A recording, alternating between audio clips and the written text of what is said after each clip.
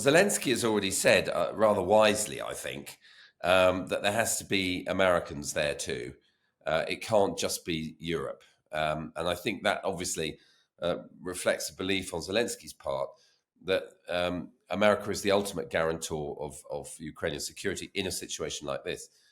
At the same time, as you say, one of Trump's big messages is, you guys have got to do this stuff for yourself. I'd like to reduce forces so that we could be more focused on China and the Pacific. So you've got to do it. Well, somewhere between those two positions, they'll have to find a solution. But it certainly won't be easy. I mean, there's been press reporting of NATO having to put together a group of 40,000 troops. Now, Mark, let's look ahead to 2025, and we'll start with Ukraine. As we end the year, can you describe for us what's the situation on the ground, and what are the expectations for how quickly that could or might change next year, I guess, particularly once Trump is inaugurated on the 20th of January? Yeah, I mean, look, let's just start off by saying we're engaged in a pretty risky exercise in trying to predict anything at the moment in the world. You know, if you'd asked me last year if we'd predict the Syrian revolution or various other things, we of course would not have come up with that. So it's tricky. Ukraine, I suppose you can say some of the variables are a bit more well understood, in the sense that there has effectively been a military stalemate there for the past year and a half. It's true that the Russians have gained territory somewhat this past year, 2024, but not in a dramatic or breakthrough kind of way. They're not at the gates of Kiev. So the general situation in the war is that people think that they have the greater reserves now of people and weaponry, and that it'll be harder for Zelensky to retake ground than it will be for Putin to gain additional ground. And that's why, if you look at what Zelensky's been saying about the shape of the peace deal, that a lot of people expect now to be negotiated in the next few months, or at least some kind of ceasefire or armistice, just to bring the thing to a halt for a while. Zelensky has stopped talking about getting territory back. And he's just really talking about getting proper guarantees from NATO and the US of future Ukrainian security. And a lot of people think that means to have their troops actually in Ukraine, so that Russia doesn't just decide to attack them in 2 or 3 years' time.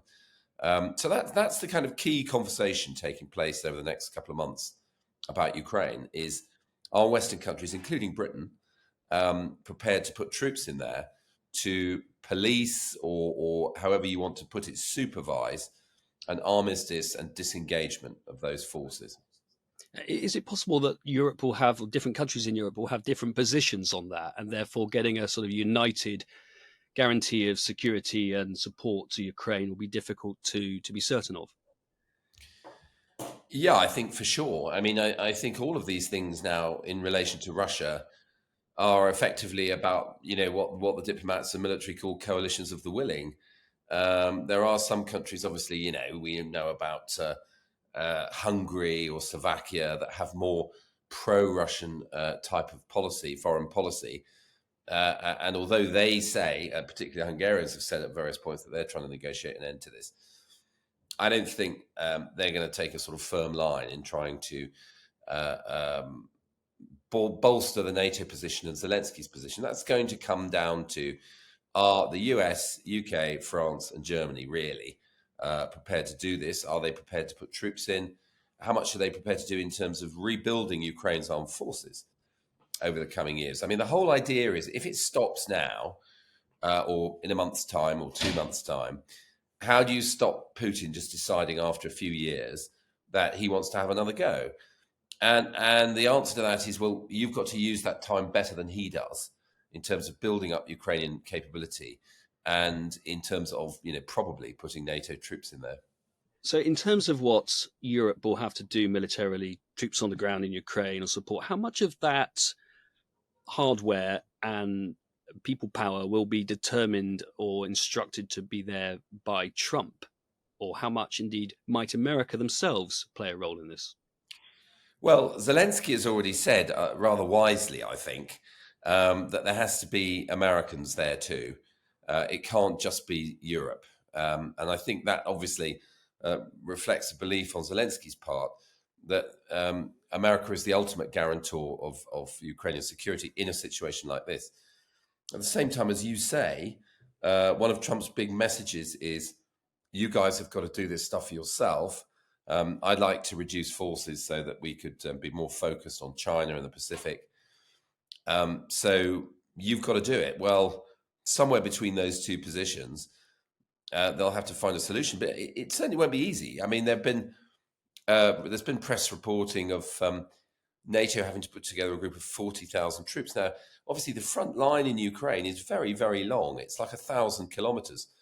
So even if you just have these little groups of observers and, Western military there, every few kilometers or whatever, you're going to need a lot of them. A figure of 40,000 has been mentioned.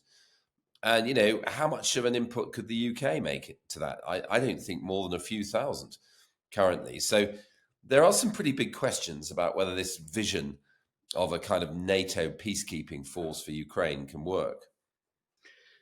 And Ukraine is the case study. It seems to just underline that Trump is the biggest known unknown of 2025. I mean, are there any clues yet of his almost demeanor or attitude towards foreign affairs so far?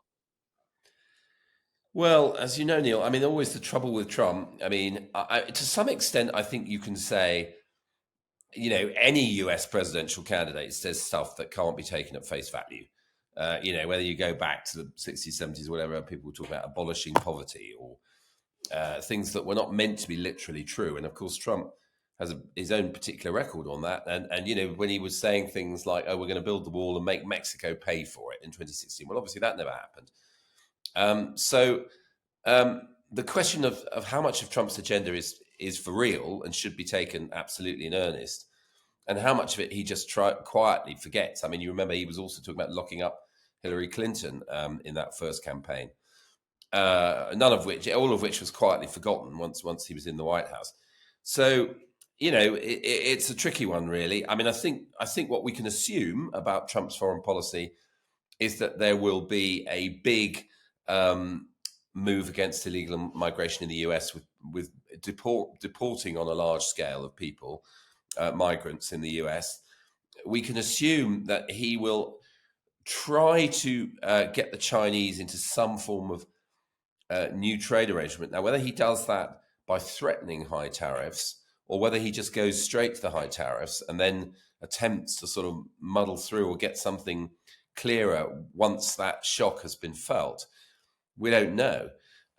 With regard to the wider world, yes, of course, there's that message. Oh, yeah, we expect Europe to spend way more on defence, which, if you look at the public finances in the UK or France, that's not going to be easy. People talk about going up from 2.3% of the economy, which it currently is the gross domestic product, to 2.5%. Then Trump's apparently been talking about 3.5%. I mean, very, very substantial changes if we were to take what he was saying seriously. And lastly, I guess the other thing I would flag up about Trump and his foreign policy is, he said some pretty strong things, for example, about Iran and its nuclear program. Now, if you take him at face value, is he actually going to say to Benjamin Netanyahu, okay, well, look, let's get our heads together and do this together and take down Iran's nuclear weapons project now, or nuclear project, which, the Israelis accuse them of being on the road to nuclear weapons. That's so hard to know. I mean, it would be a massive step. But equally, once the Israelis did what they did in the autumn, a lot of the Iranian air defense system is down now. So it's thought to be a lot easier than it was. But I'm not sure that either the US or Israel would lightheartedly engage on that kind of mission, where it's always been the case that with a lot of this stuff in Iran, research facilities, centrifuges, all the rest of it, buried very deep, that military success is quite hard to guarantee. I mean, perhaps Trump's very unpredictability is in itself acts as a dampening blanket because other countries may be reticent to make a move or do anything too dramatic for fear of literally not knowing how they might respond. And actually, the inability to second guess Trump is in itself potentially, he would say that's what he does, is actually a calming effect on the world.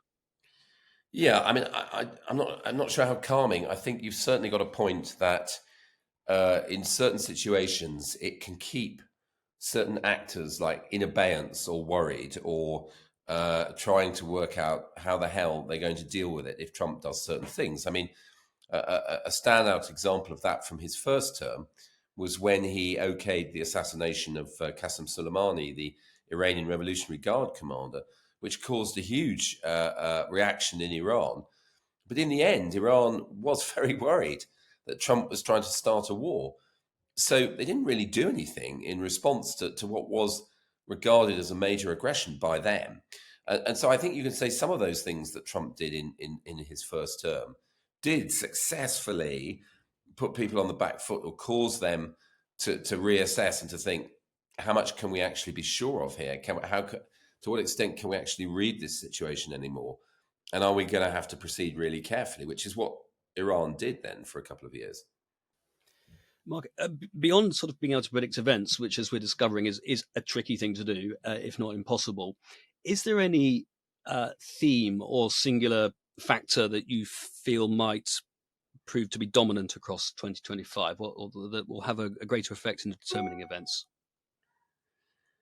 I think, in a way, if I was in the business of shroud waving, I'm more worried about certain things to do with the stability of the international economy than I am about, a sort of third world war, that scenario that people have often spoken about during the Ukraine conflict, about does that go to a third world war?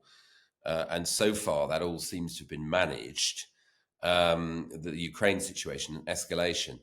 But I mean, there's a lot of different major economic challenges in the world now. The US has a vast amount of debt. Trump will run up even more. China's economy is not looking great. Russia's economy is not looking great. The German economy has stalled. So I'd be pretty concerned about that. And particularly if you then add into that equation, significant tariffs on imports to the US and sudden constriction, I guess, of trade, or certainly making trade more expensive by the imposition of tariffs and trade wars. That would be my kind of number one worry over the coming months. And finally, where does Britain fit into this sort of uncertainty across the world? Because I suppose to some extent, compared to certain countries, we're relatively stable. We've had a recent election. Can't be certain, but it's unlikely to be another election here anytime soon. So is Britain, can it expect to have relative calm waters ahead, or we're just simply a passenger of events and we'll get bumped around by them depending on whatever they are? Well, I mean, I think once again that I'll predict plain sailing, and then there'll be some horrific terrorist attack or something. It's a bit of ostrich to fortune to assume that Britain can too much remain able to manage risk from a distance. So, for example, when the Houthis in Yemen started firing at shipping coming through the Red Sea and the Gulf of Aden there, obviously they were also firing at British Royal Navy and merchant ships. So, suddenly we could find ourselves with people attacking us. Now, in that situation, it didn't turn into like a huge war because Britain doesn't really have the means to go and try and sort the Houthis out. But, we could find ourselves in situations where we are drawn in conflicts that we haven't really been able to predict.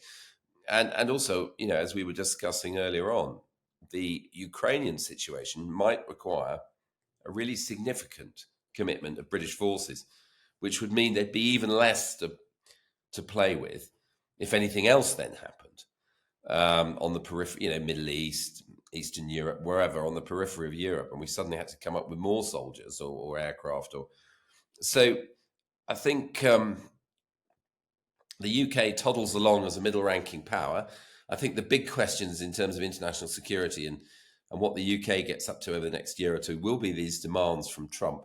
We're going to get a strategic defence review in a few months' time, which supposedly is the Labour government trying to match its means to its ambitions in terms of defence and international security. And some people are saying, well, before it's even appeared, we're going to have Trump banging the table, asking for us to spend, 60% more or some huge figure, which, given the state of the public finances in the UK, is not really a very feasible ask. So, I mean, I think all of those challenges are there for the UK in the coming year, as just in terms of sort of keeping the thing moving along and maintaining, the British nuclear submarine fleet. These are the things which, in some way, give the UK that status as a permanent member of the Security Council and as a nuclear weapons state, and all of which we've at times in recent years sucked our teeth and said, can we really afford this? And so I think those dilemmas will be sharpened even further. And if it's a question of having to find even more money to pay for additional defence spending, then it's a tricky one, I think, for the UK.